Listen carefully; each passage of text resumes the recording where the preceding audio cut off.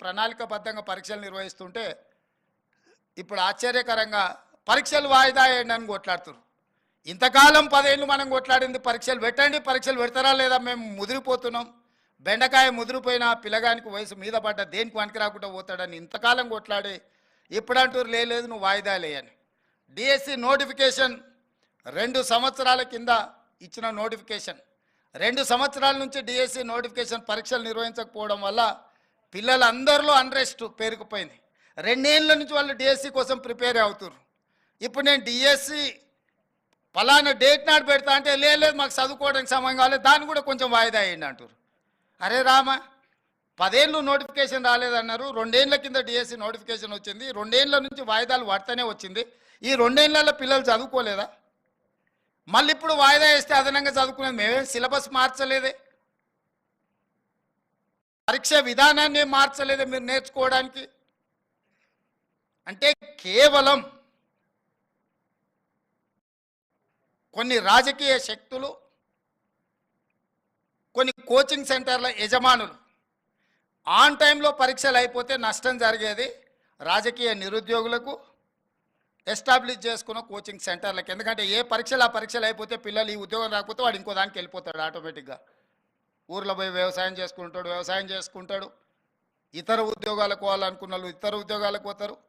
DSC రాస్తే ఒకవేళ government teacher ఉద్యోగం రాకపోతే ప్రైవేట్ స్కూల్లోనైనా జాయిన్ అవుతాడు. ఇతర బాధ్యతలు, ఇతర ఉద్యోగ ఉపాధి అవకాశాలు చూసుకుంటే నష్టపోయేది ఎవరయ్యా అంటే ఈ లక్షలాది మంది నిరుద్యోగుల ప్రాతిపదికన కోచింగ్ సెంటర్లు పెట్టుకున్న వాళ్ళకి నష్టం. కోచింగ్ సెంటర్ యజమాని ఆమరణ నిరాహార దీక్ష చేస్తా అంటారు పరీక్షలు వాయిదా వేయమని. నేను అడిగిన ఆయన హాల్ టికెట్ ఏముందో తీయరా, దేనికి రాసిండో పాపం మాట్లాడదామని. లేదు సార్, ఆయన కోచింగ్ సెంటర్ ఉంది, ఆయనకు 2 నెలలు పోస్ట్ పోన్ చేస్తే డిఎస్సి 100 కోట్లు లాభం వస్తుందంట, 2 నెలలు ఆయనకు 100 కోట్ల ఆదాయాన్ని మీరు దెబ్బతీసారట అని ఒక్క ఆయన గురించే చెప్పారు. ఇంకొక ఆయన దీక్ష కూర్చున్నాడు.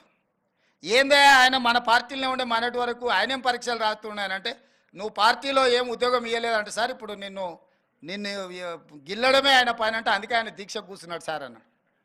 ఇంకో పిల్లగాడు కూర్చున్నాడు, గాంధీ హాస్పిటల్లో చేరాడు. అరే పాపం నాకు తెలిసినోడు ఆ పిల్లగానికి ఏమన్నా కానీ ఏం పరీక్ష రాస్తుండే, అవసరం అయితే స్పెషల్ కోచింగ్ అని ఇప్పిద్దాం అంటే ఆయన ఏం పరీక్ష రాస్తున్నాడు సార్, ఆయనకు లీడర్ చెప్పిందంటే నువ్వు చేస్తే బాగా పేరు వస్తుంది, నీకు నేను చూసుకుంటా పో అని. నిన్న మన 3 దీక్ష చేస్తే 3 గురించి వివరాలు తెప్పించినాను. ఆ 3లో ఏ ఒక్కడు కూడా ఏ పరీక్ష రాస్తలేడు. ఏ పరీక్షలు రాయనోడు, ఏ ఉద్యోగానికి పోటీ పడనోడు నిర్వహిస్తున్న పరీక్షల్ని వాయిదాలు వేయండి అని చెప్పి దీక్షలు చేస్తారు. ఇది ఒక విచిత్రమైన పరిస్థితి.